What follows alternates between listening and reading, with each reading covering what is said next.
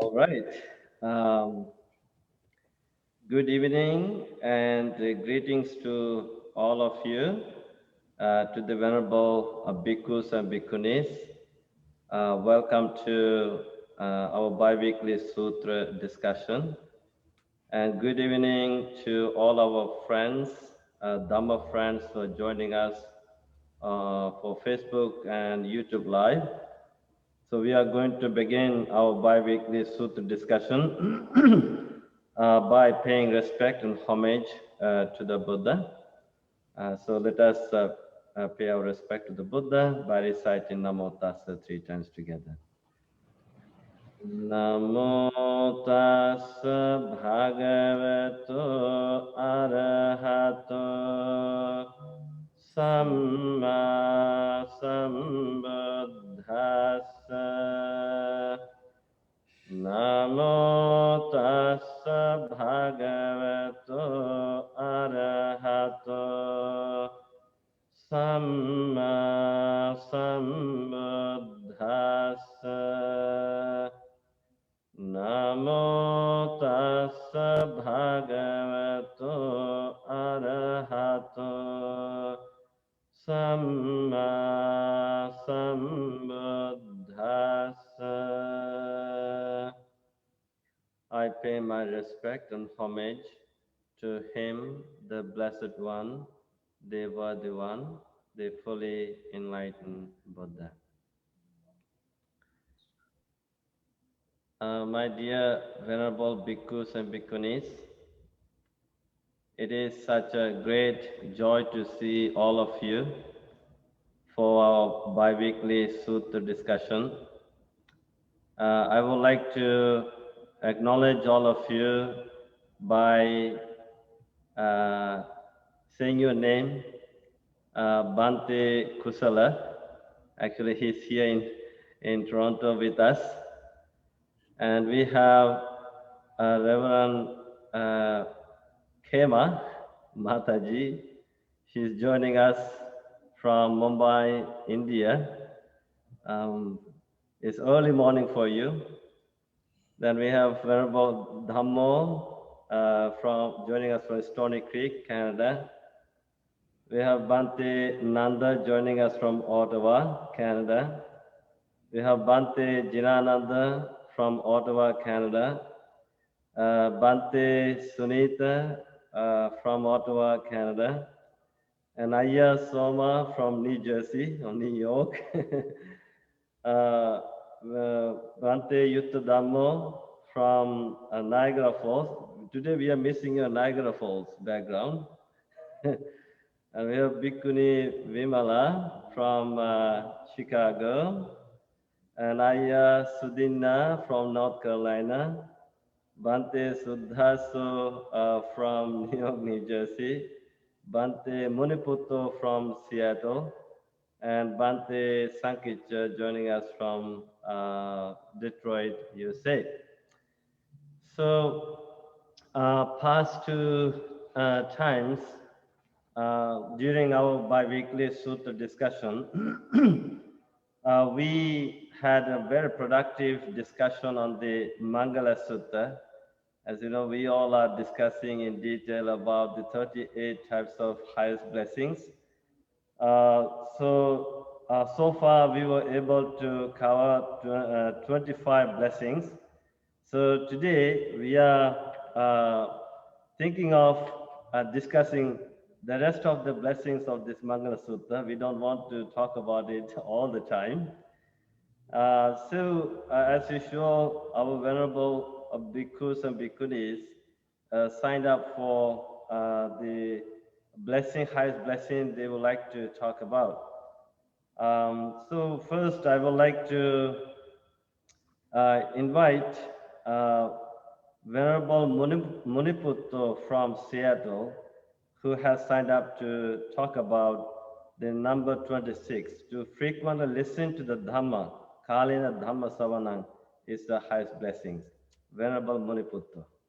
Thank you so much, Venerable Bhante Saranapala, for having me and organizing this blissful community I feel so blessed to be in this gathering. First of all, I would like to pay homage to the Buddha, Dhamma, and Sangha, and respected all venerable Sangha around the globe, and greeting to all Dhamma friends. So the blessing here, Kalena Dhamma Savanang, e Dhammang Kalamuttamang, to listen to the Dhamma on timely occasions is one of the highest blessing. Indeed, listening is very, very necessary, not only for the time being, but if we relate to the past, during the lifetime of the Buddha, countless beings, both human and non-human, animals, devas, gods, have gained wisdom, attained to full liberation through listening to the Dhamma. And of course, in the time of the Buddha, I think listening is the only way of learning, only way to attain liberation, because there is no something like books and pens in the past. So listening is only the form of learning.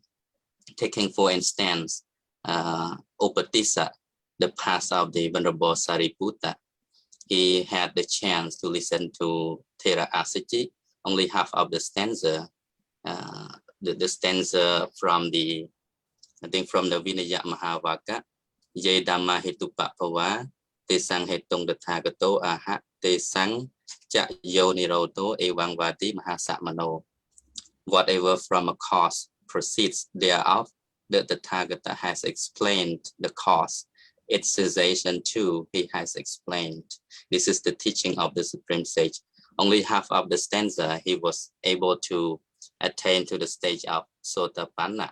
So this is so that listening to the Dhamma bring us a lot of benefit. And also in the case of Venerable Ananda, whom we know that he was very well known for, the base in learning, the base in listening, the base in memory.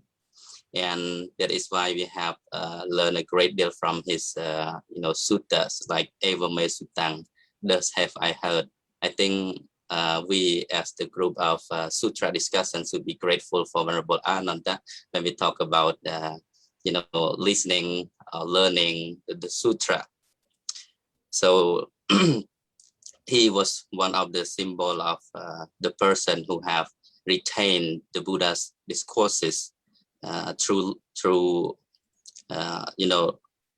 he retained the Buddha's discourses by heart, and his telling of them formed the basis of the sutra or the Sutra Pitaka. So I would like to conclude this blessing. Listening to the Dhamma on timely occasion is the highest blessing. It's one of the highest blessing by sharing the 5 advantages of listening to the Dhamma from the Dhammasavana Sutta, Anguttara Nikaya 5.202. There are 5 benefits. One is Asutang Sunati. One hears what one has not heard before. 2. Sutang Payotapeti. One clarifies what one has heard before. 3. Kankang Vino Teti. One gets rid of doubt. 4. Tithing Ujung Garoti. One's views are made straight. And 5th, Chittamasa Pasidati. One's mind grow serene and delighted. So to conclude my session, I think listening is very, very necessary, even in the present time. If we would like to improve ourselves, we have to always listen to the advice of the other. I think that in the present time, we have a saying that not every listener becomes a leader, but every good leader is a good listener. So we must always be a good listener in order to acquire more knowledge. Thank you. Wonderful. That's amazing how you explain listening to the Dhamma is a great blessing. I think from your presentation, Venerable Mariputo, I felt that you really prepared for this. given this some references to the sutras about this highest blessing, and deep listening and timely listening to the Dhamma is blessing, as you said, when Venerable Sariputta heard the teachings from Venerable Assaji, immediately he became a stream enterer, right? So it's very important to do the deep listening and listening to the Dhamma on time. So it is a great blessing. Next, I would like to invite Venerable Ayya Soma from New Jersey to talk about the next blessing, to forgive the insult caused by others and be patient without bearing a grudge. Ayya Soma. Thank you so much, Bhante Saranapala, for the invitation. And I'm very blessed to once again to be with all you venerables who are so much ahead of me in the path. So thank you for that. And so as Venerable Maniputta was sharing, we at a certain point listen to the Dhamma, but then there's a time to practice the Dhamma. And we have a very good opportunity to practice the Dhamma when we're insulted by others, right? So as Venerable Bhikkhu Bodhi, I remember once told me, and it really made an impact in my practice, was that we don't practice despite the obstacles, but the obstacles are the path. So we tend to, we listen to the Dhamma, we experience Dhamma Sukha, we're delighted, we really understand perhaps the teachings of the Buddha, but then as soon as something happens in our life, we're like, oh, if only I didn't have to bear with this, then I could be enlightened. If only, my neighbor was actually a little bit nicer, then I could actually love my neighbor like myself. That's what someone, even like a great practitioner like Jesus suggested, love your neighbor like yourself. But then if the neighbor is not really that pleasant, we have a hard time loving them. But the Buddha not only gives us tells us what leads us to happiness, but also he gives us tools that we can put in place, the Noble Eightfold Path, in order to actually nurture happiness. And when it comes to practicing patience, so nurturing Khanti, we can have that sort of bit of an approach that seems like a huge, okay, I'm going to endure this and it's really painful. The Buddha told me to, not bear a grudge, and I'm going to grit my teeth and really try to be kind with others and forgive the person who is abusing me here. But I want to share a nice sort of subtle difference that actually Ajahn Kasano, a senior monk in the Ajahn Chah Forest tradition, shared with me very recently, which is the difference between contentment and contention. And that we tend to, approach Khanti with that sort of sense of contention and I want more and I wish things were different. But instead, we can actually practice contentment. And that's what patience is. Letting go of, it should be, if only things were different. And if only this person were different, but rather letting go of our pride, letting go of all the defilements, and really forgiving the person in front of us and forgiving also ourselves. We're both unenlightened and we're both, trembling together. That's one of my favorite translations of Anukampa, trembling together. We're all here.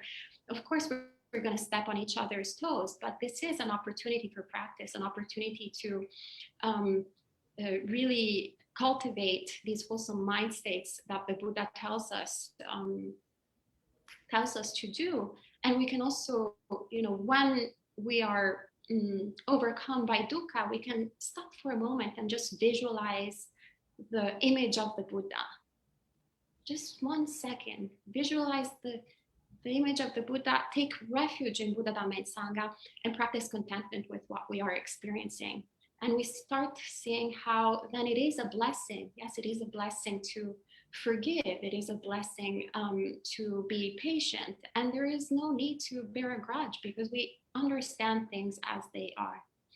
So I hope that was helpful. And thank you, Venerables, for having me today.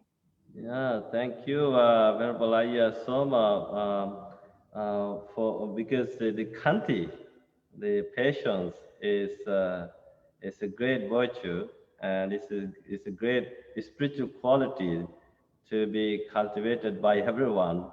If we can be patient, I think we can avoid a lot of problems in life. It is the impatience that leads to a lot of problems and sufferings too. So thank you for sharing your insights with us. And next, I would like to invite Venerable Bante Sudhasu from New Jersey to talk about next blessing to obey readily the advice given by elders and learned persons to be obedient. And also, I know Venerable Tataloka Bhikkhuni was supposed to talk about the next blessing, blessing number 29. And Venerable Suddhaso, if possible, you can continue with that as well. I'm giving you two blessings to talk about because last two times you were missing in action. I think you had a great teacher to conduct retreats. You could not be part of this. So you can talk about next two blessings. You have done it, yeah. Okay, thank you, Bante. And thank you for inviting me to speak about the highest blessings. And in fact, one of the highest blessings is to have Dhamma conversations. So I'm delighted to be blessed by these Dhamma conversations. Yeah. So the first one that I'll be speaking about in Pali is Sovachasata. So Sovachasata comes from the word Suvacha. So the prefix su means good or easy, and vacha literally means to speak. But suvacha doesn't just mean speaking well, but rather it means easy to speak to. So somebody is suvacha when they are easy to speak to. So sovachasata then is the quality of being easy to speak to. So how this relates to taking advice and being obedient to one's teachers and guides in the spiritual path is that in order to be teachable, we must first be willing to listen. We must be easy to speak to. So often where this comes up is that we hate to be told about our own faults. We like to believe that we are perfect, that there's nothing wrong with us.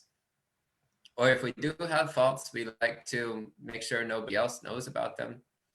But the job of our teacher is to see our faults. The job of our teacher is to look for our defilements, to look for our delusion, to look for the errors and mistakes and misunderstandings that we have, and to tell them about those faults.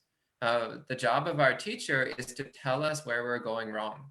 The job of our teacher is to help us see our own shortcomings. But for that to be possible, we have to be easy to speak to. So if somebody tries to tell us about our faults, but we just get angry and we yell at them, or we refuse to listen, or we respond by criticizing them, or we deflect the conversation, then we won't actually learn anything.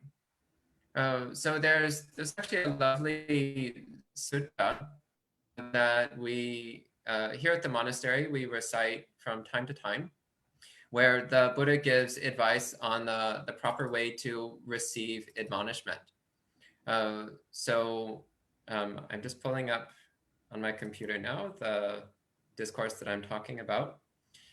So this is a discourse where the Buddha gives very practical advice for how to be suvacha, how to be easy to speak to. So this is from the Anumana Sutta, which is Majjhima Nikaya number 15.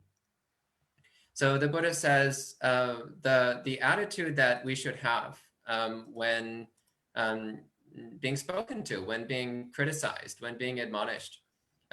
is first off to really establish that we won't have any harmful wishes. So we won't have any desires or intentions based upon unwholesome tendencies.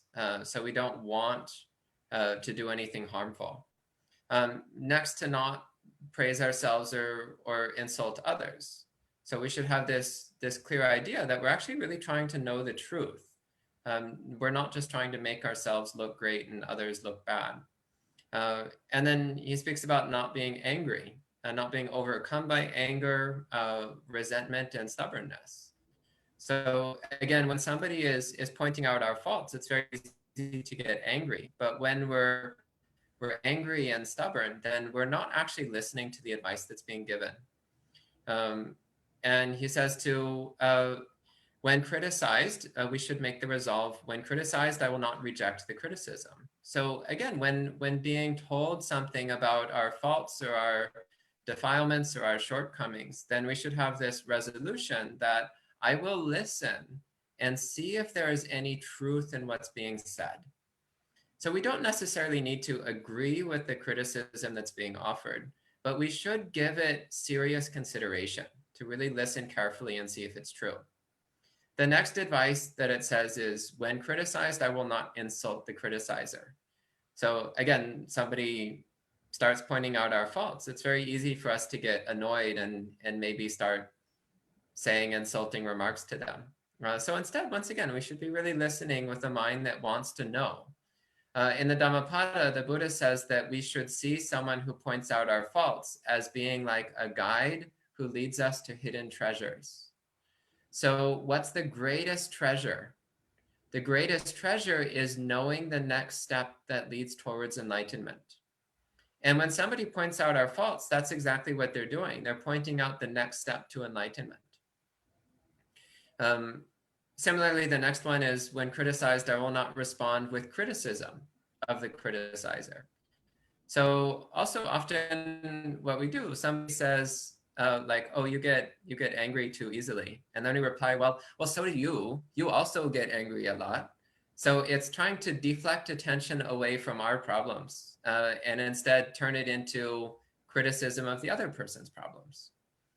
So again, there's a time to focus on other people's problems, but when we're receiving constructive advice from our teachers, that's the time to focus on ourselves and really sincerely see what can be learned about how to improve our own hearts. Similarly, the next one is, when criticized, I will not divert the conversation or speak about unrelated things. In other words, stay on topic. So another way that we try to avoid investigating our own mind when criticized is we start talking about other things, getting distracted or trying to distract the person who's pointing out our faults. And then similarly, he says, next, I will not display anger, hatred, or sulkiness. And finally, when criticized, I will heed the advice. In other words, if somebody is giving us advice about our spiritual practice, that is the most valuable gift they can give us. The Buddha said, Dhamma danang sabadanang janati. So giving Dhamma is better than giving anything else. And somebody who is giving us the teaching of what we need to do to become more like the Buddha, that's an incredible gift. And one that we should practice being open to hearing. We should practice being open to listening to the advice that's given to us by those who are able to see our faults. And then the Buddha gives several more statements. I will not be denigrating, malicious, envious, stingy, fraudulent, deceitful, stubborn, or conceited. So again, these are all qualities that prevent us from being easy to speak to. When we have all of these qualities, then people don't even want to give us advice because they know that it will be painful to give us advice. So we want to be the kind of person who other people actually look forward to giving us advice. They look forward to criticizing us because they know that we will receive it graciously and kindly. And finally, the final from this sutta is, I will not hold tightly to my opinions and I will relinquish them easily. So we need to be willing to face the fact that until we are fully enlightened, we are delusional. So that means whatever opinions we have right now are wrong. So we must be willing to relinquish our opinions because we already know they're wrong. If they were right, we would be fully enlightened. So we know that we're delusional. So if we're clinging tightly to our current viewpoints and opinions, we're just clinging tightly to our own delusions. And somebody who's willing to point that out to us is the most valuable person in our life. So these are a few words, again, from the Maṅgala Sutta. That's the Majjhima Nikaya number 15. So very practical advice on how to be suvacha, how to develop this quality of sovachasita, of being easy to admonish, easy to teach, one who listens carefully when given spiritual instructions. So that's a few words on sovachasita. The next quality, which I just learned I'm going to be speaking about today, is samana nansha dasanang. So this is another very important quality. So samana nansha dasanang. Samana means contemplative. So the word samana could come from two different roots. So one is from the root sam, which means peace. So samana means one who is peaceful or one who is seeking peace. That's one way to understand this word. It can also come from another root, which is pronounced the same in Pali, but which means weary.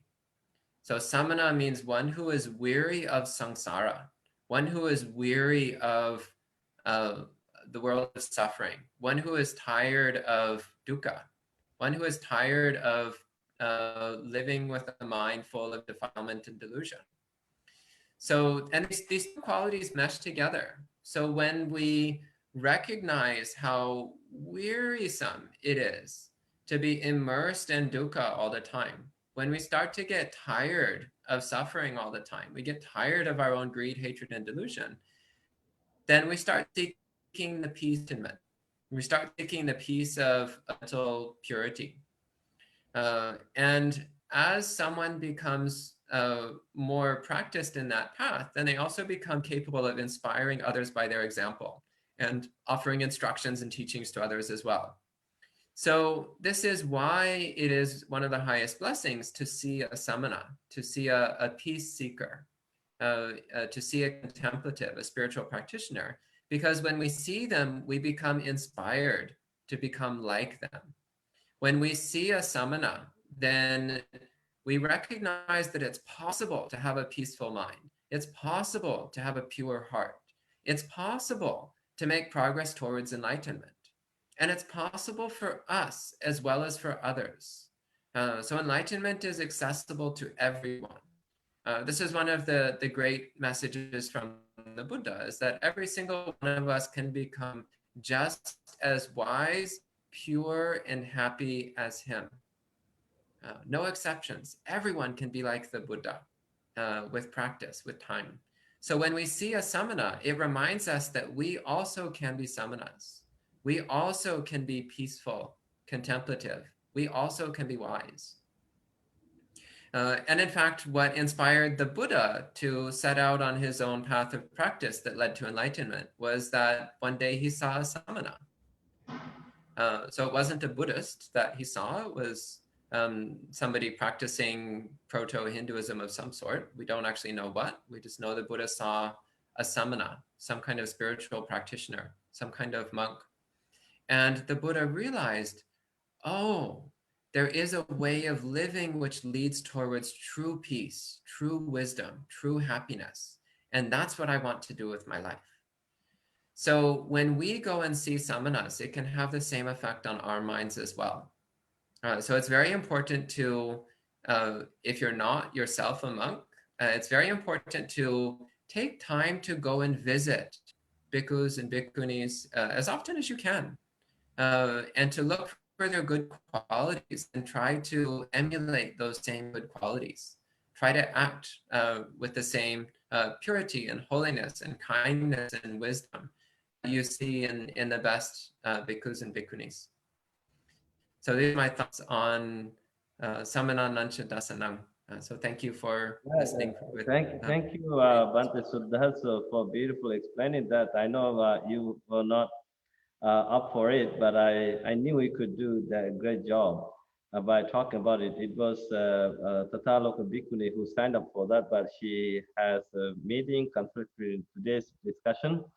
But I would like to ask you a question. Have you ever, I know that seeing the monks or nuns or shramanas, people get excited. When people saw you, I know you normally go sometimes stand or meditate by the subway train stations. When people saw you, were they excited? Were they happy? Sometimes they were happy, sometimes they were excited, sometimes they were just really confused, weirded out. Like, what are these weird people with these weird clothes sitting in that subway? But many people were actually very happy to see monks meditating in the subway station. And so personally, I think that this was very valuable. This was bodhisattva activity.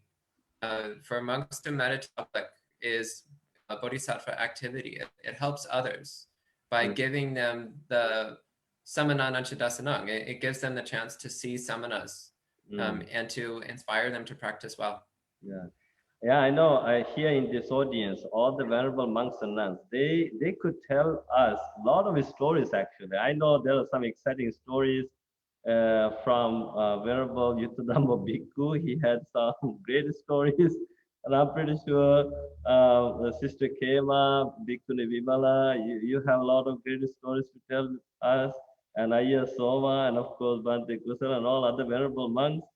I remember I can tell a lot of stories about this. There were people who were happy to see the monks, even at the universities.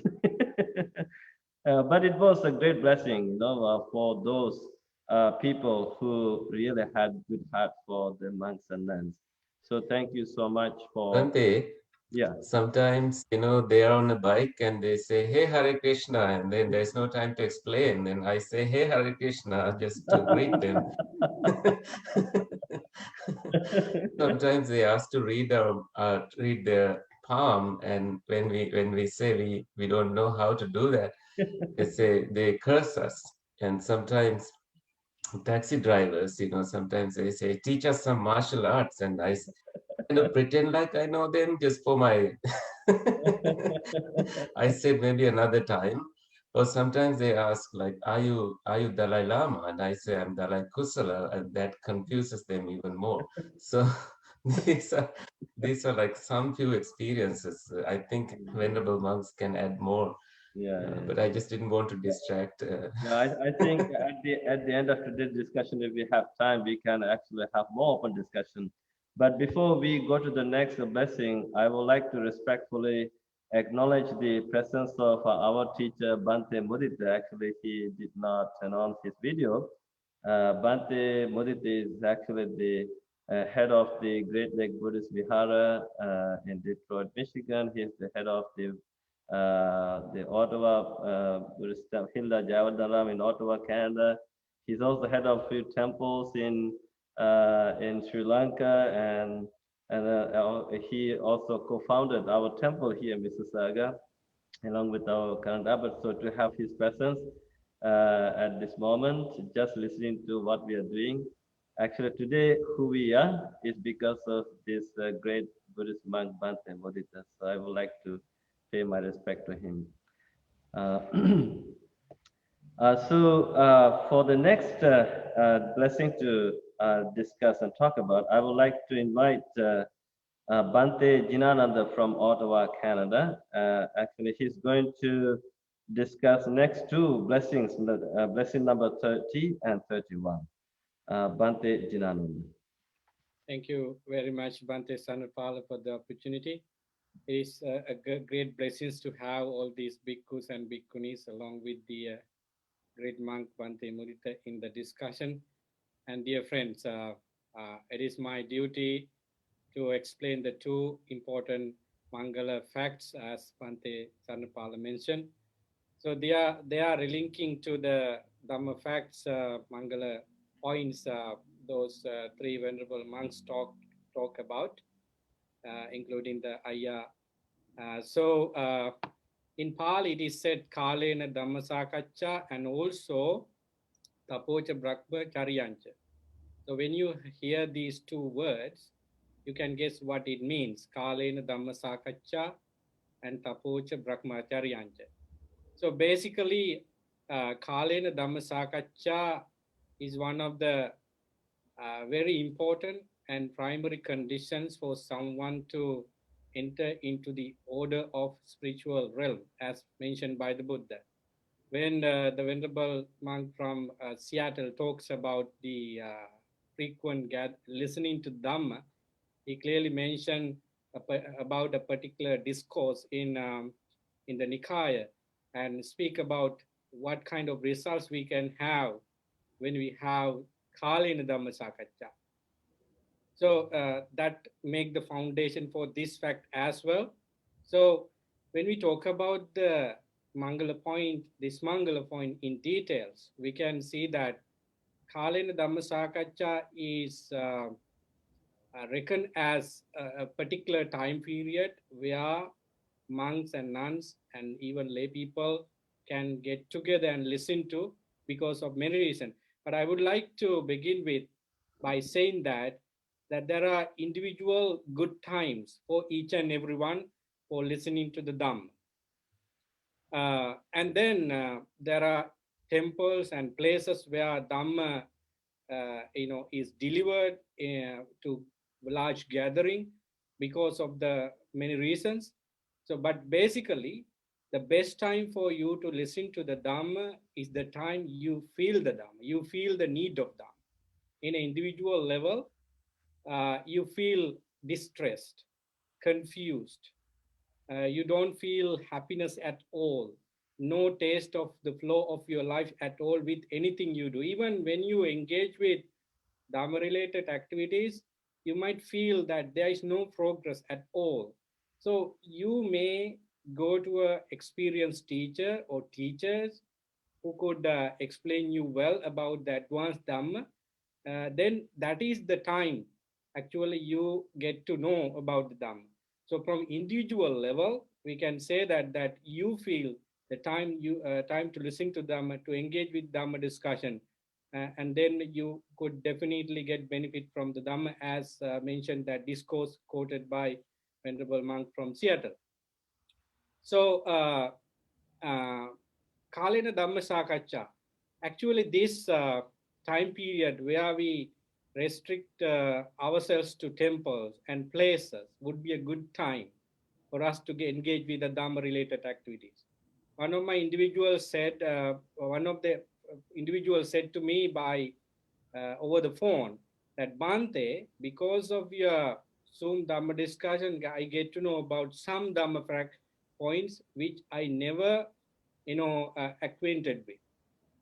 Before I was unfamiliar with, but merits to you, Bante, and all the monks in this group that I researched about it and came to know about it. So this whole idea of Zoom Dhamma discussion during this pandemic is really fitting for this fact that Kalena Dhamma Sakaccha. So you get to know about the Dhamma from the forge, from the computer, from around in front of you, and so you get to know about the life. So when we see the pictures from Corona death around the globe, and when we say that nothing is going in our way with this pandemic, you listen to the Dhamma. This is the best time you can actually absorb the beauty of the Dhamma, delightfulness of the Dhamma into you.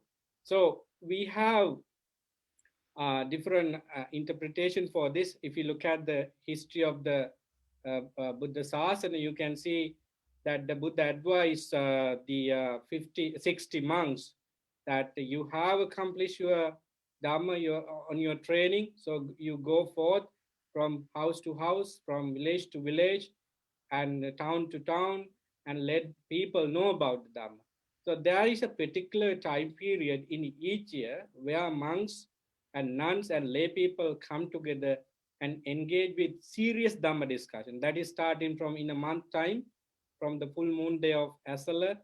So we have that particular time period for both monks and nuns to discuss the Dhamma, but from the individual level, I encourage everyone to feel it whenever you feel upset and go and get some Dhamma medicine.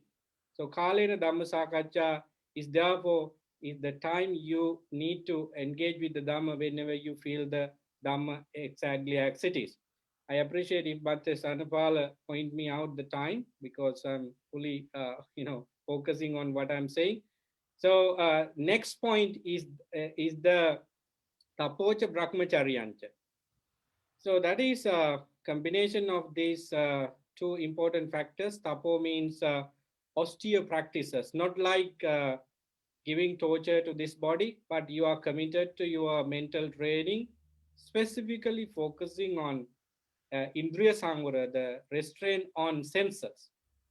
Then Brahmacharya means as a result of your training on principles, including meditation, you can come up with some nice feeling based on loving kindness, metta, and then karuna, compassion, and mudita, sympathetic joy, altruistic joy, and joy that is happy, that is coming to you when you see somebody else's success and your own success altogether.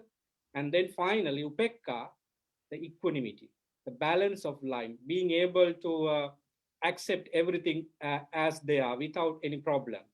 So this whole lot of experiences come to us due to the practice on sila, samadhi, and panya. So for monks, there are different training rules and regulations to practice to bring this level of experience in life. And as lay people, you also can practice the Dhamma in the same strength and level to gain this patience and discipline, and also feeling the four Brahma Viharas in your life. What exactly the underlying tendency behind this when the Buddha said these are wonderful Mangala fact? Because friends, we need to start from the beginning. If I pay attention to Salayatana Sangyutta and Satipatthana Sangyutta in Sangyutta Nikaya, where the Buddha talks about the importance of sense restraint uh, for your austere practices and also Brahmacharya achievement, he specifically mentioned that Indriya Samvara is the beginning of the higher training in the Dhamma. In the Indriya Bhavana Sutta of the Majjhima Nikaya, he said, be mindful about seeing, hearing, tasting, smelling, touching, and even thinking when you do them. And that is the beginning of all important Dhamma elements like mindfulness, wisdom, and perseverance, and so forth. So as an individual who has begun the training should be mindful about this. We have come all the way from selecting good people and avoiding bad people from the beginning of this Maṅgala Sutta. When you come to the Dhamma practice into this level, according to the discourse, you should be able to put some practice on the Dhamma. That's why Buddha mentioned Kalena Dhamma Sakaccha and also Tapocha Brahmacharyancha, these factors into application. So be mindful about your, function called seeing, hearing, tasting, smelling, and touching and thinking. There you have the mindfulness, samadhi, right understanding, and also right effort, samayama, vayama, activated very well. So I can remember some stories behind this, but I think the time is important for all of us to share the Dhamma. But I want to add you this, that Kalena Dhamma Sakaccha is one of the linking factor for attaining Sotapanna. So Dhamma Savana is, and also Kalyanamita Sevana are the two important factors of the four factors for attaining to Sotapanna. So this brings to you not only just listening to the Dhamma, but many things. So, credit to Bhante Sanapala for starting this session several months ago. Therefore, we all engage in the Dhamma discussion, and it is timely. It is timely. And then we have a community of Sangha and also lay people together, and it brings the joy that we have to practice the Brahmacharya together. So I think that is why I wanted to point out. One day I was sitting, in front of the temple here in Ottawa, taking care of some flowers near the Buddha statue in front of the temple. So one person came to me and said that, Bante, your existence here is really important for us. I live far, close by, and when I see you and the temple and also the Buddha statue, it gives me a blessing. I'm a Catholic, so it doesn't affect to me to appreciate you and your temple and all these Buddha related things at the temple. So that is a blessing for us. And then another person came to me and said that one day that you are too much, your statue is not that good for us, so why do you have this then even if you get this idea because of the Buddha statue outside of the temple, so you come to me and talk to me, and what do you feel? Because I'm not angry with you at all when you say that you don't feel with this statue. Isn't this showing that we are compassionate? So I was able to teach that man in a short period of time that we are really compassionate people, and we are standing for compassion and kindness. So fortunately, our car was parked near where I was standing, and Bhatte Sarapala's sticker was in the car, making Canada a kindful nation. I showed that a sticker to that man and said that we are doing this job being here. So what we do actually with this Dhamma facts and all around with the other thing is making people happy and letting people know the Dhamma, and there is no time for that. Whenever we get the time, we deliver the Dhamma.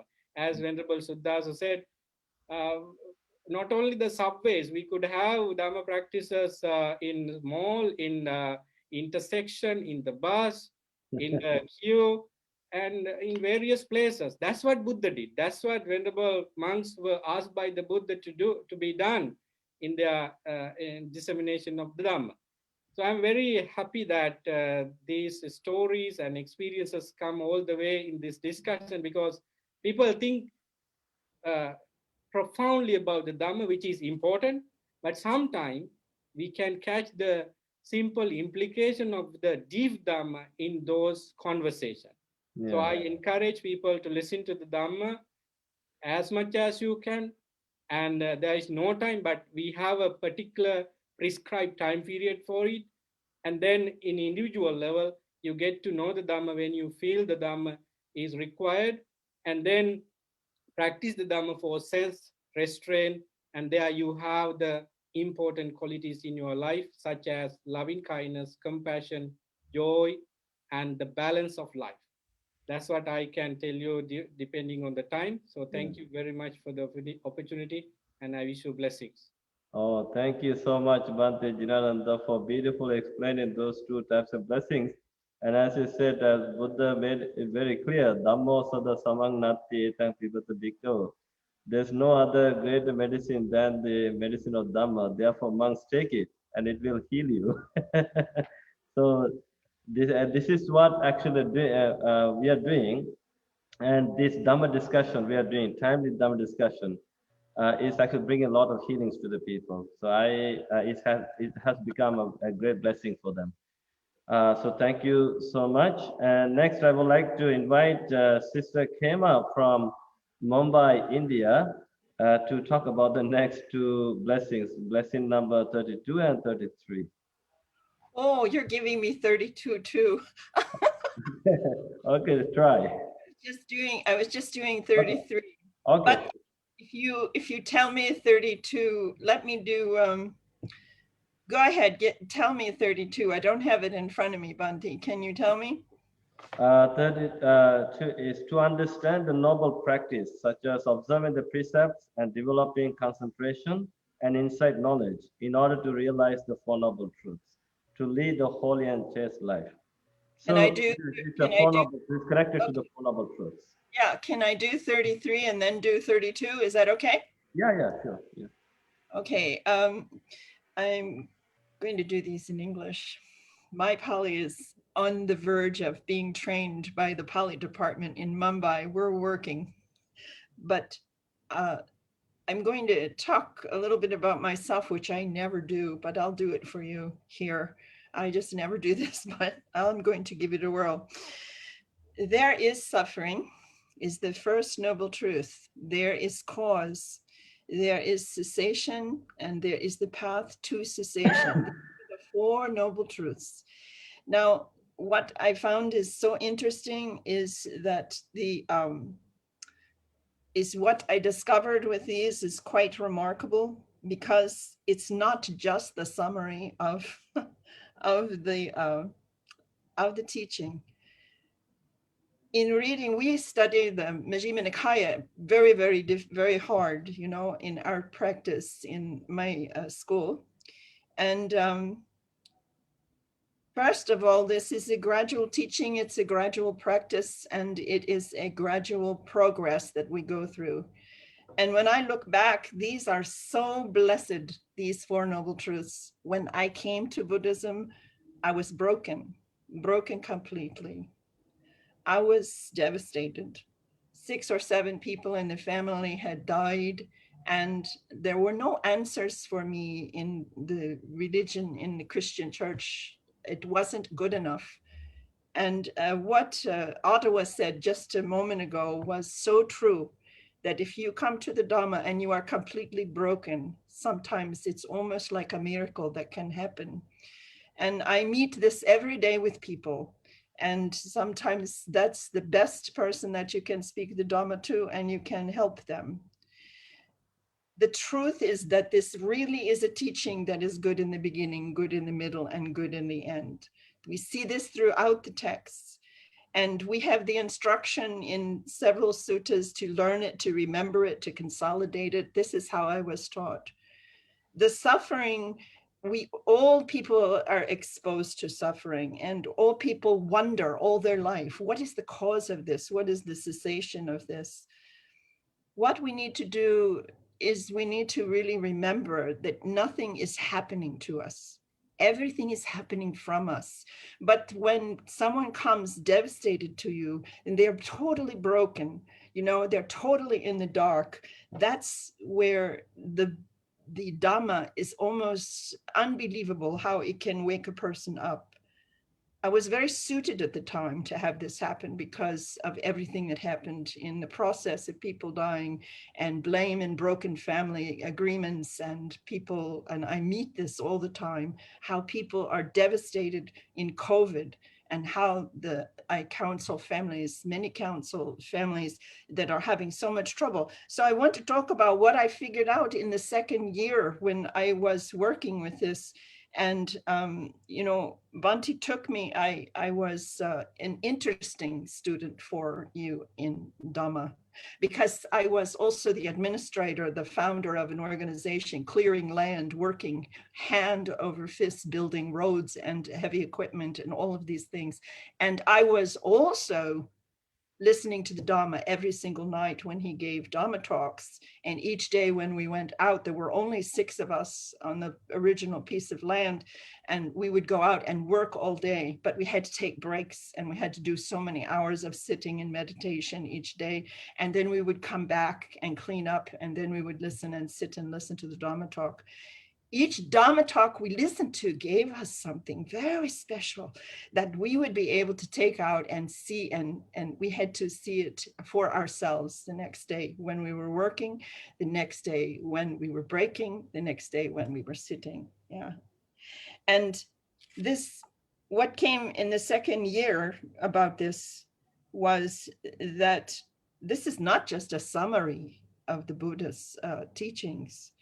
it is a summary, yes, that we shouldn't touch. We should never change these. This is very interesting in the English.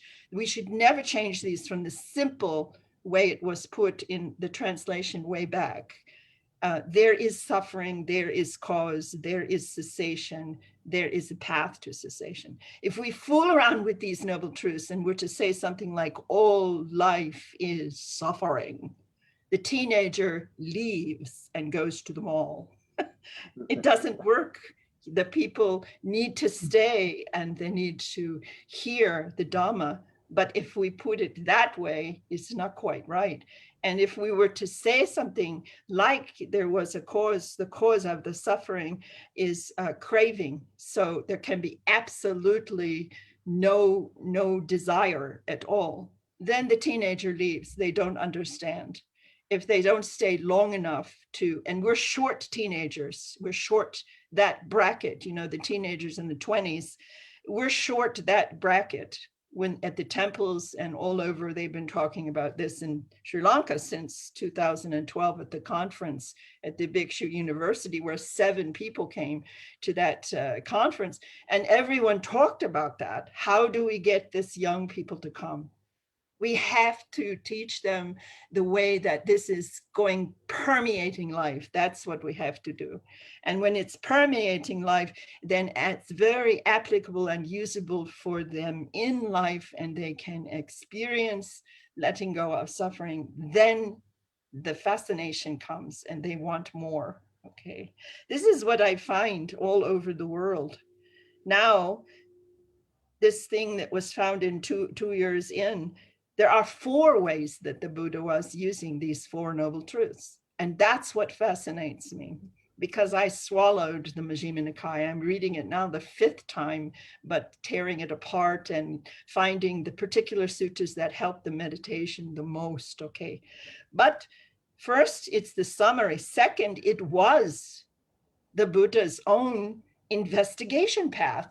When he went in the Samyutta Nikaya, when he went in the Nidana section, when you look and read how his investigation path was there and preserved. If we go and try that investigation path, now everything changes in the meditation and gets very exciting. So it was the pattern of his investigation to use this, what is this suffering, watching what it was and the cause of it, and watching the cause, the preciseness of the craving. And how does it feel when I crave? How does it feel when I hold on and get attached to something? Yeah. And then the third part was, it was a method for him to teach. And so Bhante challenged me, my teacher challenged me, go back through the Majjhima Nikaya, tell me that's really true. And most of the lessons in the Majjhima Nikaya, most of the suttas that are talking about the actual practice and discovery of the suffering and the cause and the cessation, and then the path to the cessation, those they're using 1, 2, 4, 1, 2, 3, 1, 2, 3 to investigate. And then they are taking the Eightfold Path literally and applying it to solve the solutions. 141 is an example, the exposition of the truths. That's a very good sutta where you can see, tear this apart. In 141, you can go and you can look in that sutta and see what each piece of the noble truths are, and then you can see the whole Eightfold Path follow and see the solution. And it's exciting and it works. You know, when I first came to the temple and I was so dark and I was so devastated, I went there for 3 nights on 16th Street with, Dhammasiri, Bhante Dhammasiri was there, and he was the abbot, and he welcomed me into the temple, and I went to meditation for 3 or 4 nights in a row. And I remember specifically, then Bhante said, do you want to stay for tea and just talk? And I stayed for tea and the kitchen and talked a little while to him about what was happening, just the story, because I wanted him to tell me, am I crazy? Is all of this happening to me? Am I a bad person? Am I no good? Am I being punished? Is this what is happening? Oh, this isn't what's happening. He said, you're just living in a hell realm, he said. And if you keep at it, maybe you can understand how you can come out of it. So You got one more minute to conclude. I stuck around. Yeah, so this was the investigation and the method of teaching. And the last part was peaceful reconciliation. You take the Four Noble Truths, you help the family, you have them look at the challenge in their house, you have them look at the cause of the challenge in the house, you let the children, the wife, the husband, everyone write down what they think the cause is in the house. And then you say, what do you think the solution is? And then you take the papers and you look at them together and look what can happen. Then you say, can you carry out a solution together? Can you do that? Carry out a solution together where you can use the Eightfold Path as your guide. And they try this. And I've seen families that were falling apart come together and try this and actually make it work. And it's so uplifting. And I know now nothing is happening to me. And the Buddha was very clear. You know, the Buddha, the way the sutta, I just say this one thing, Bhante, at the end of this. You catch this phrase, the Dhamma is clear in many ways. It's turning upright what has been overturned, revealing what was hidden, the anicca, dukkha, anatta, showing the way to one who was lost and exhausted and broken, holding up a lamp to see the dark in those who have eyesights to see. And they're there. Those people are there. They're ready to go beyond the precepts and merit and just that much. And they really are crying here. The universities are asking, and I say to them, what do you want to hear for this talk or for this workshop? They want to hear how to take this right directly into life, how to actually make that work. So that's the end of this one. Yeah. Thank okay. you. That's a great. Now we try this other one. And this is the precepts and the concentration. And what's the third part you said? You said what? No, actually, we are going to skip that. That's fine. Yeah. Okay. We are going to skip that because we are running out of time. Okay. Because I'm being mindful of the time. Okay. So thank you, Sister Keva, for beautiful explaining that Four Noble Truths. Actually, that is the best medicine. That's the best formula introduced to the world by the Buddha, and it works for everyone. Yes.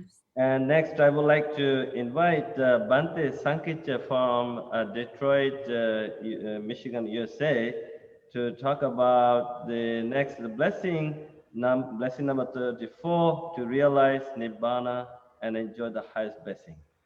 Bhante Sankitya. Dear Venerable Bhantes, Bhikkhunis and Ayas led by our most Venerable Bhante Mudita.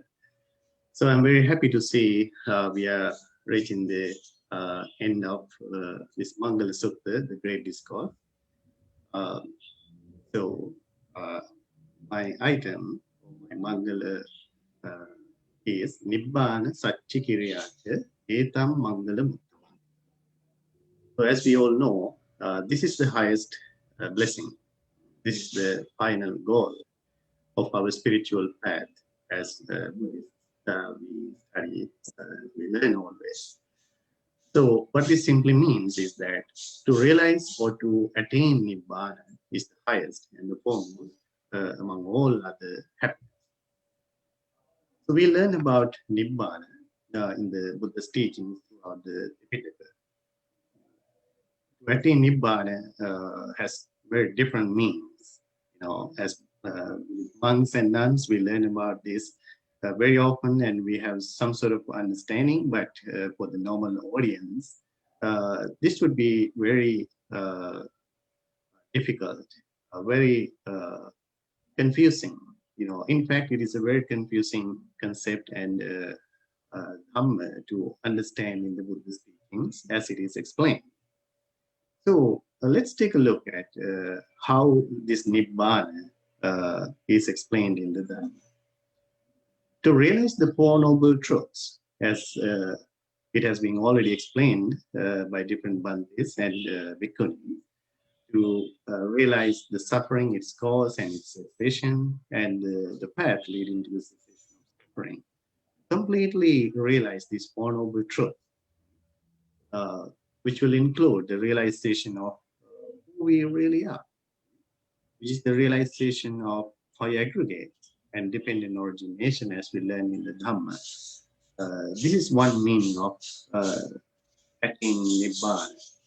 The other meaning is that to end the circle of birth and death by ending all the karma. So the Buddha's great teachings on the samsara, the existence, due to our own karmas. The Nibbanic peace, or the attainment of Nibbana, is explained as ending of the circle of birth and death by ending all these necessary karmas. And thirdly, to end all the suffering. For one who attains Nibbana, for that person, there's no more suffering for that person. Complete freedom of suffering. And finally, purify one's own mind from all mental impurity. And this is also another meaning of Nibbana. So I would like to bring your attention to these last two items, to end all the suffering and to purify one's mind from all mental impurity. It has a very interesting correlationship according to the Dhamma. To put this into a very pragmatic, very practical perspective for a normal general audience, think about the happiness we are looking for in normal world today. We all want to be physically healthy and mentally stable, and to have healthy relationships, and to be very successful and satisfied with whatever we do. So eventually, we all want to be happy. That is the basic purpose of all living beings. Meanwhile, it is pretty obvious that what comes in conflict when we all are looking for happiness? What comes in conflict? It is nothing but our negative emotions in our mind, causing stress and anxiety and all other negativities. So in that process of looking for this happiness in our life, without knowing the real mechanism of how our body and mind are related in this process, interacting in the process of our happiness and suffering that we are experiencing, we emotionally react to all these negativities, causing more suffering, resulting more suffering in the process. In fact, this is the animal nature if you think about. Animals do not have capacity to observe their emotions, their happiness or suffering objectively. But as human beings, we all have that highly advanced capacity to rationally respond to our negativity instead of emotionally reacting to it. So with this psychophysical process, we can understand that our happiness is not found in the external world, but it is always found within. And this realization is the beginning of the spiritual life indeed. Whoever understands that our happiness has something to do with our inner experience. And this is the beginning of our spiritual journey. And also in this understanding, we can realize how we create our own suffering and how we create our own happiness.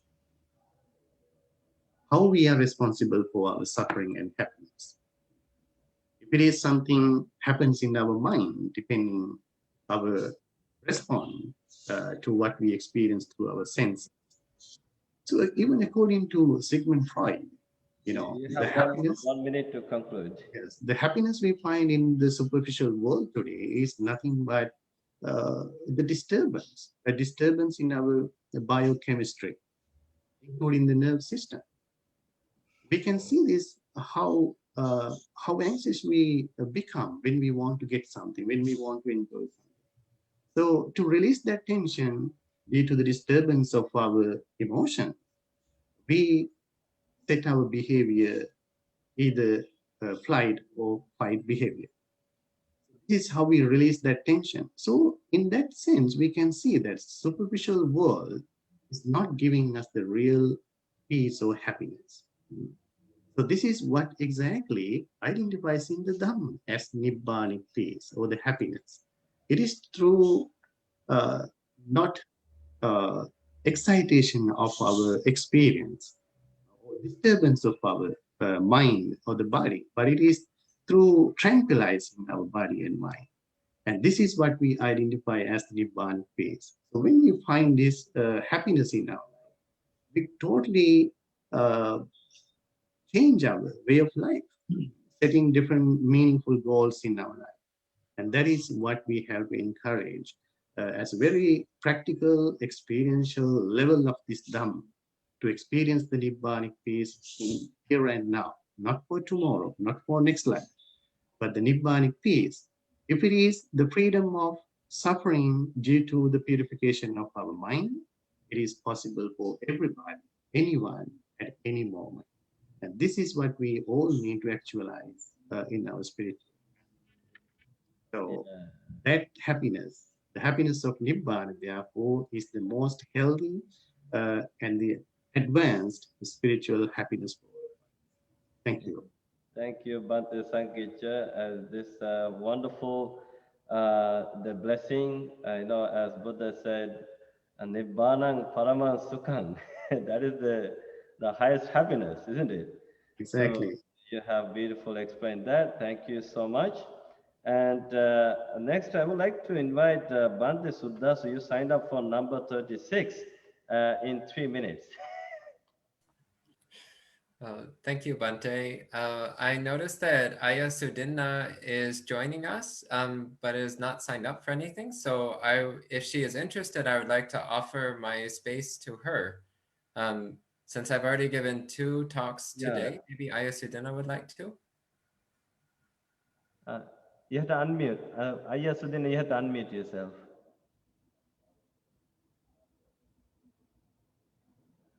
Her mute. Can you try?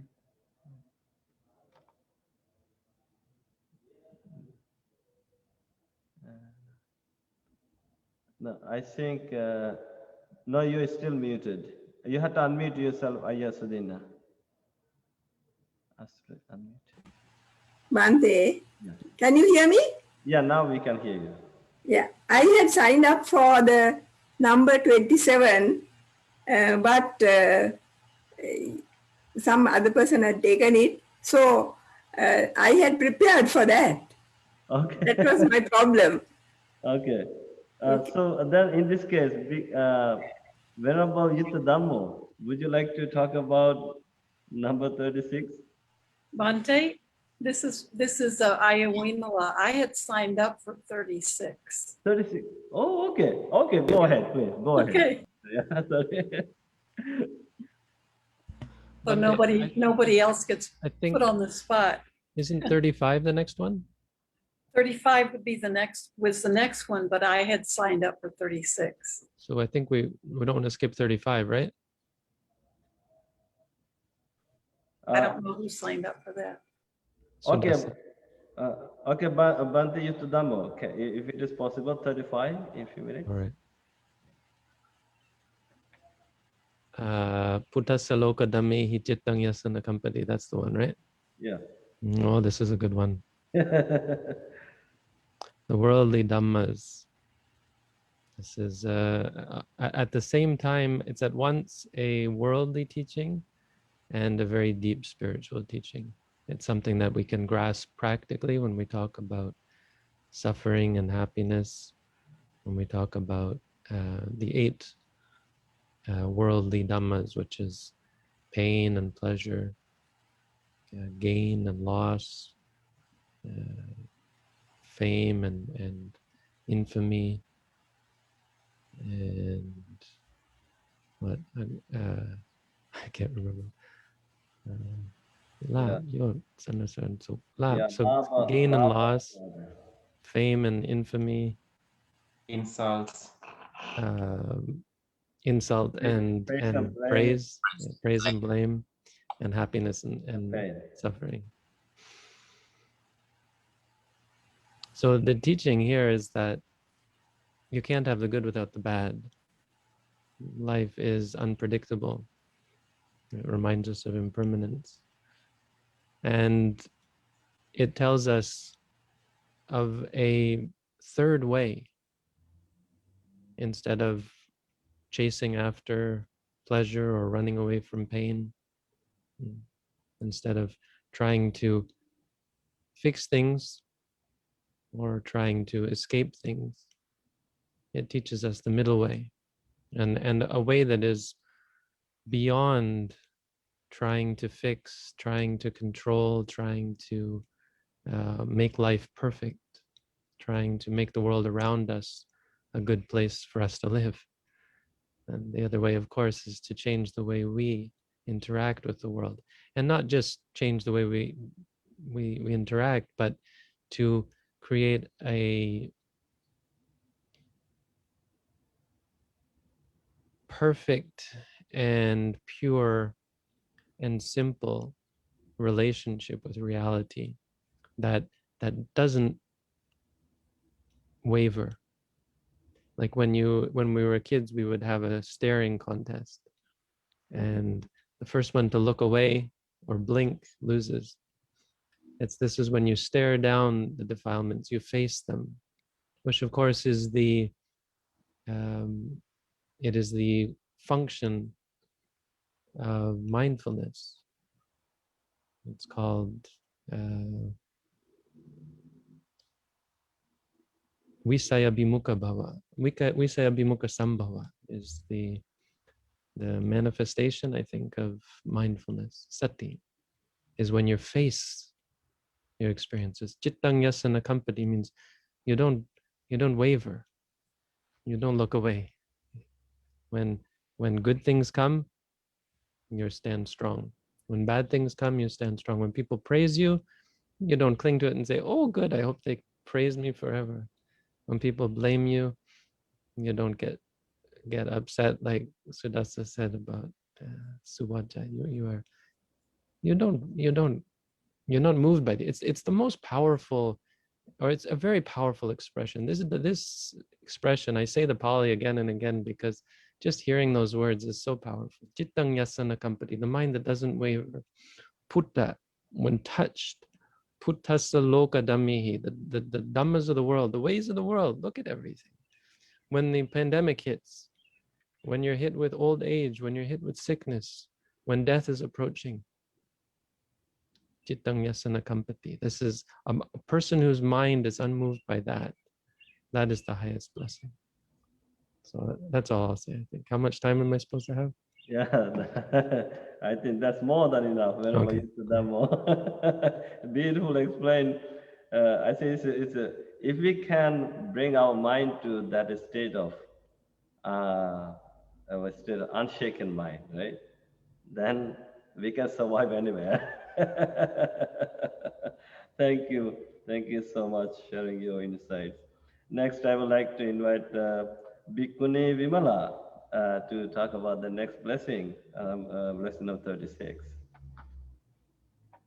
So my blessing is one that is very much at the end of this path of blessings, but it's a mind that is sorrowless, sokam.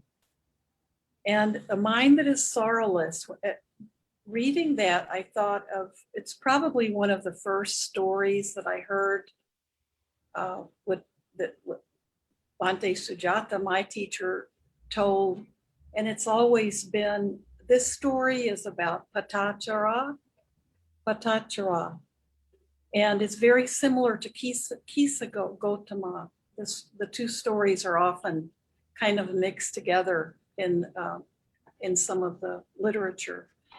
But Patachara is a perfect example, and this story has always moved me very much. And it says it all. And her story is that she was a young, beautiful girl, and her father was a very wealthy banker in Sawati. And her parents were so afraid that because she was so beautiful, they wanted to save her for marriage, a good marriage. So they put her in a tower, a little bit like Rapunzel. But they put her at the top of the seventh floor tower to live. So she would just be perfect when she married. And instead, she fell in love with one of the servants, a page boy. And when she found out that her father had found a suitable caste and suitable family,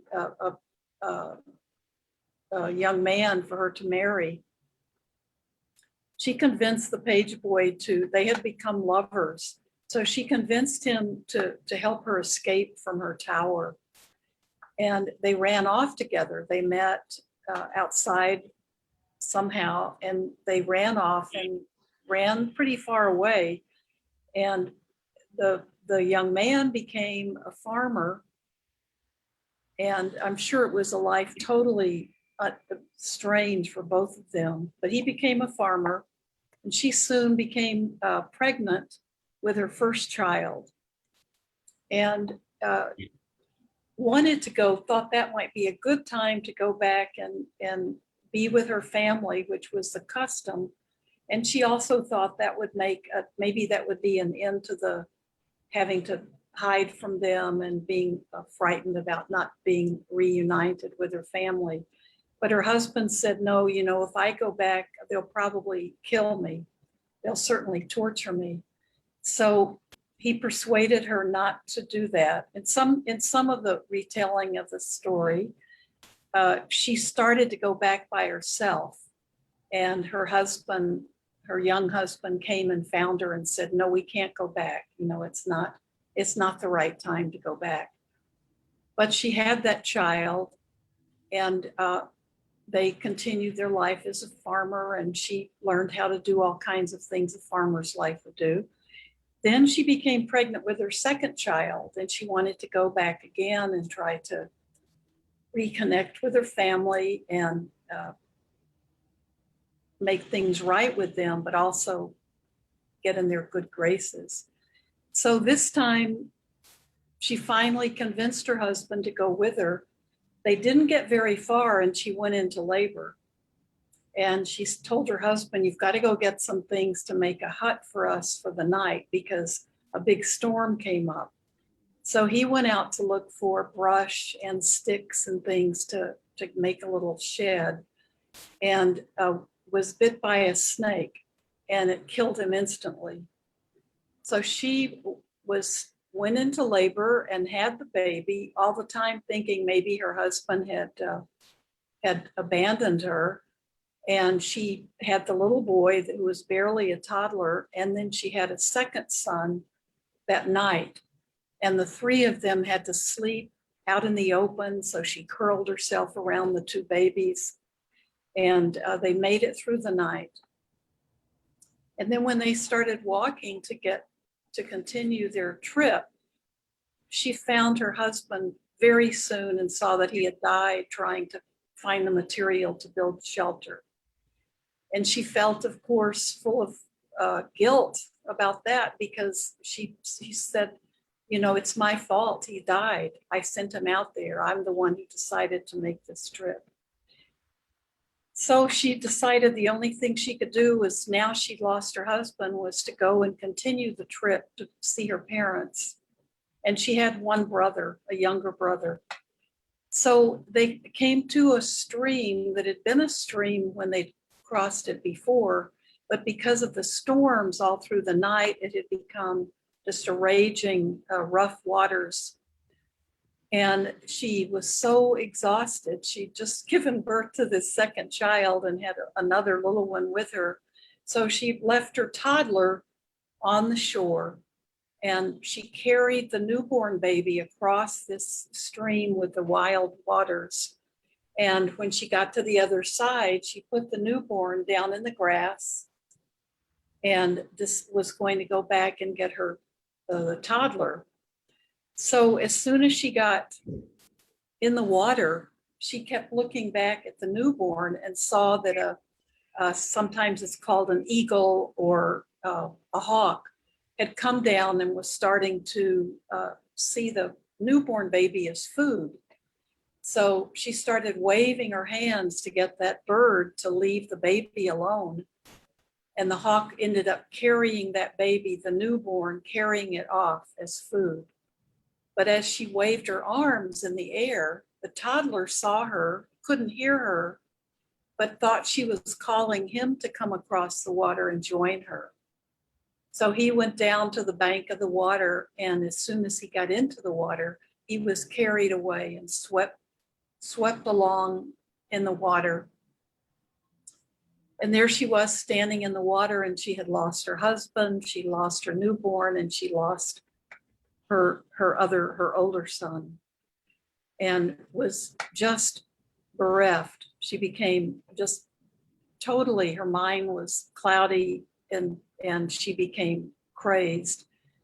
So she kept walking, though there was nowhere else to go. So as she walked and saw some people, she was near Suwati, and she asked some people about her family, if they knew her family. And they said, yes, but don't ask us to talk about it. And she made them tell her about the family. And they said, well, last night in this terrible storm, their house was blown over, and all three were killed along with servants. And so the man who was telling her said, you can look in the distance and see the fire burning, their funeral pyre. They're all in the same funeral pyre, and it's burning now. So that was the last straw. She had no one left.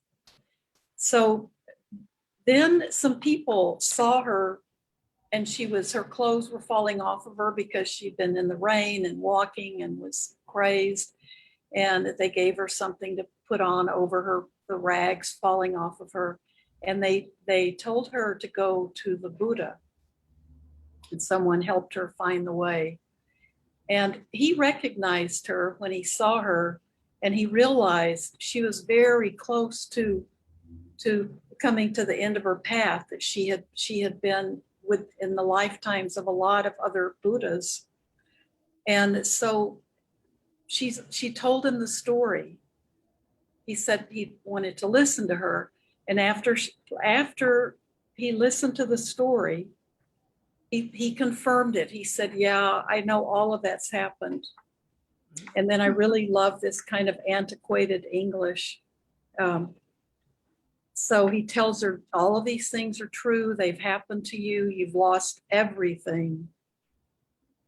But just as today, so also all through this round of existences, you have wept over the loss of sons and others dear to you, shedding tears more abundant than the waters of the four oceans.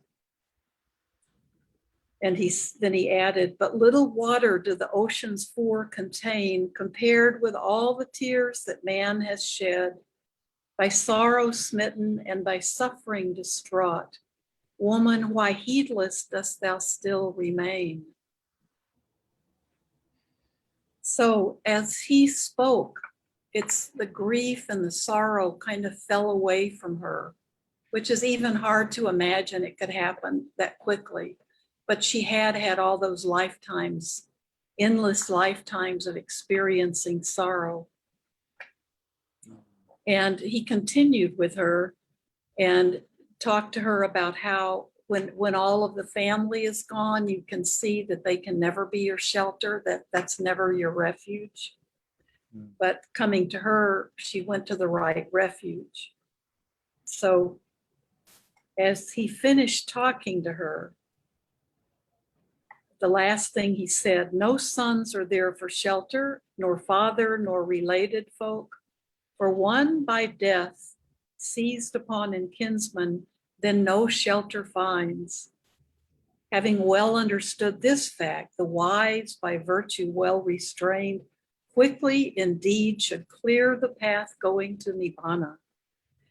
And even at the end of just that one talk, and this was just the next day after all of loss she had experienced, she won the fruit of stream winning and wanted to become a nun. And she was taken to the nuns and became a nun, and then later became an arahat and became one of the famous nuns. And she was famous for her love of the discipline. And she became a wonderful teacher.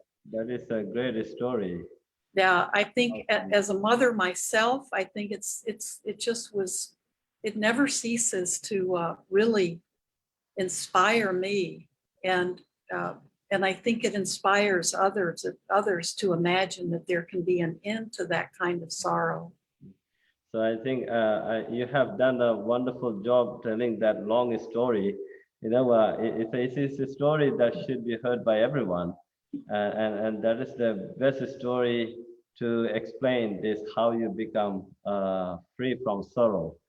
And so thank you, Venerable Bhikkhuni Vimala, for telling that story as an example to explain this great blessing. And I really would like to finish these blessings today of this sutra. So I would like to take extra 10 minutes to finish the next two blessings. And I would like to invite Ayya Sudinna to talk about the number 37 blessing in 4 minutes, if possible. You have to unmute yourself.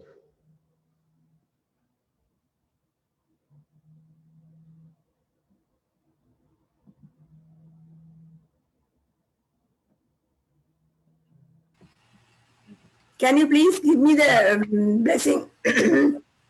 Read it out, please. Yes, to have a mind free from the dust of all defilements, such as greed, hatred, ignorance, to be clean from impurities. Thank you. Dear friends, my respects to the Mahasangha. So, do I have 5 minutes? 4 minutes. Okay. So, please say that again, Bhante. It's to have a mind free from the dust of all defilements, such as greed, hatred, ignorance, to be clean from impurities.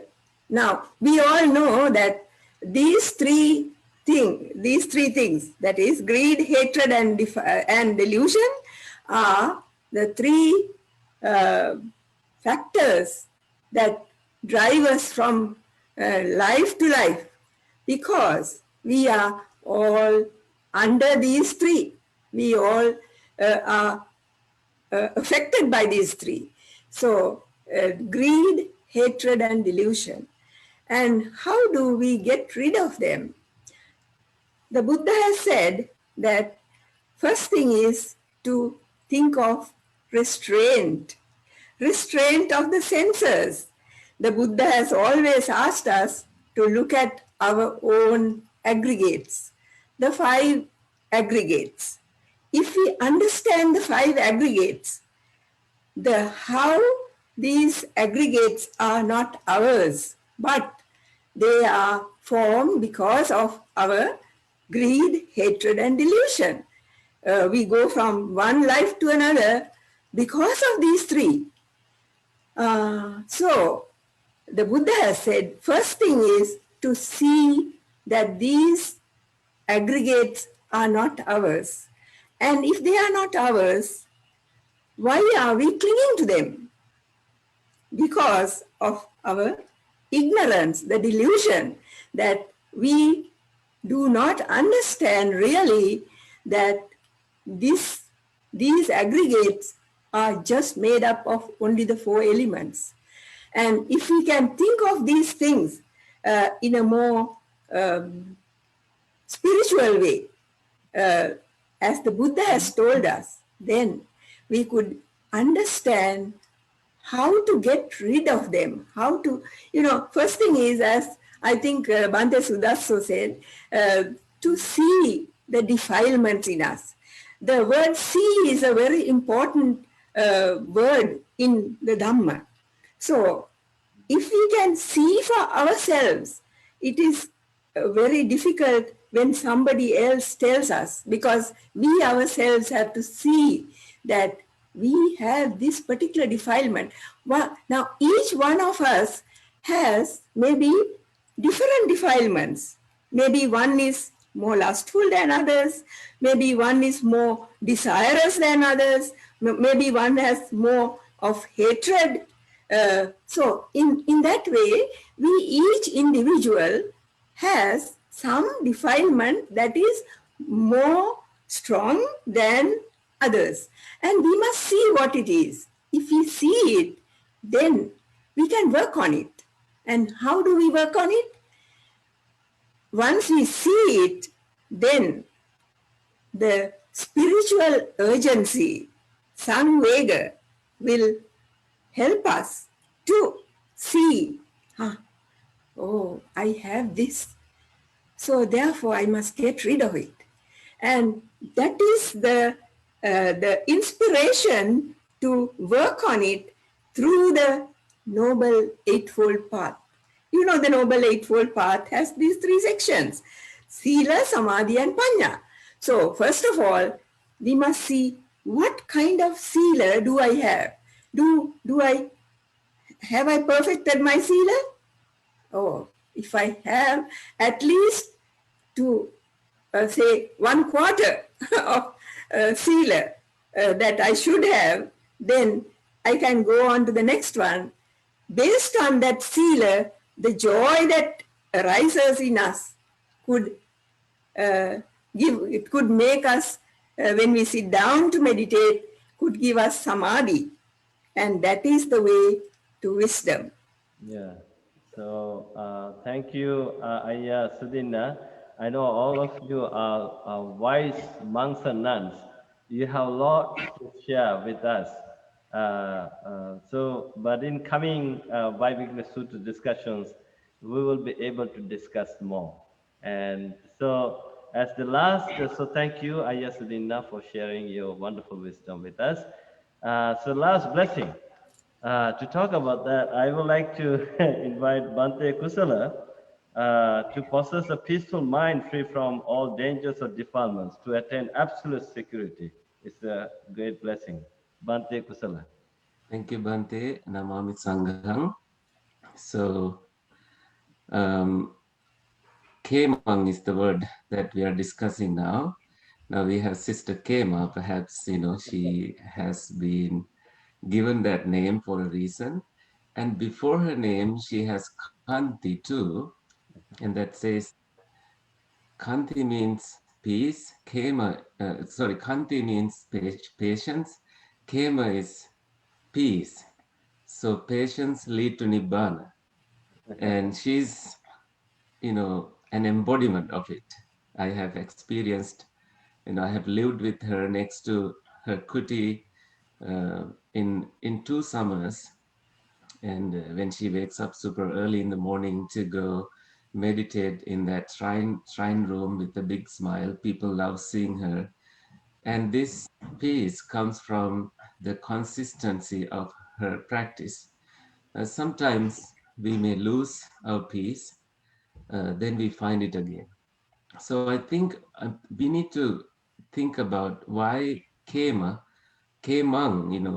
Asokang, Virajang, Kemang, they seem to rhyme together.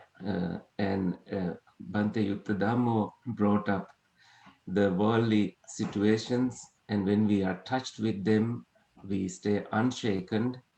That is the character of a person who has peace, who has Kema. And all these little blessings and big blessings lead to Kema, lead to ocean of Nibbana.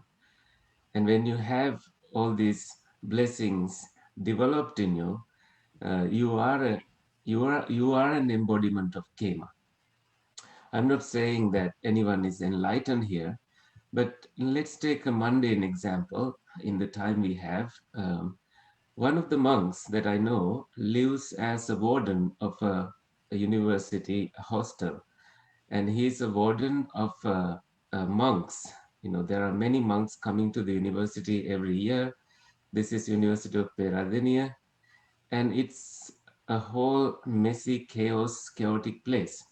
And sometimes I hear people ask the warden monk, don't you think that you should find a peaceful place, a better place to live? And this monk says, if you are not at peace in the place where you are right now, where do you go find it?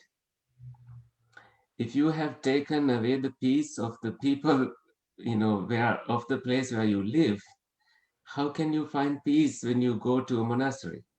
So when you go to other places. So I think this response kind of intrigued me and stayed with me for a long time, that, kema comes, kema is found within you. And this is when they say, uh, do not seek peace without having it. Like you have to, it's found in you.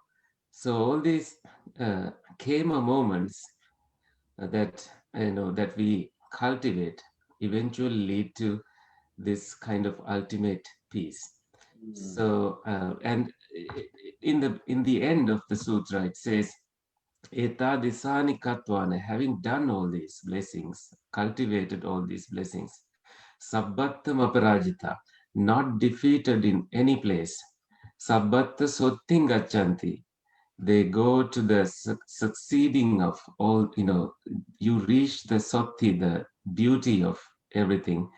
And that is the best of all mangalas. That is the best of all the blessings, that you stay defeated. So once you have peace, you never lose it. That's the kind of peace that I think we all need to aspire to achieve. Yeah, thank you. That beautifully concluded this discourse of Maṅgala Sutta. So I think that's why we are practicing Dhamma, for peace. And we, for weeks we have discussed about the Maṅgala Sutra in a social level, psychological level, moral level, and spiritual. Spiritual, the highest blessing is the peace. Kema, Kema, that's a sanctuary. That's where we all find peace. Now imagine everybody becomes peaceful like that. The whole world will be peaceful. So thank you, Venerable Bhikkhus and Bhikkhunis, for coming together, sharing your wonderful stories and experiences with, and sharing your wisdom with with us and also our friends who are watching us Facebook and YouTube live. And by having this discussion, we are bringing peace to so many people. Actually, that's why they are watching us live and they are benefiting from it. It's a great benefit to them. Next time we will be talking about another sutta, and we are going to send out an email which sutta we are going to discuss. But until then, I would like to wish you all the blessings of the Buddha. But now let us invite Bhante Sunita from Ottawa, Canada, to recite the Ovada Patimokkha. Unmute yourself first.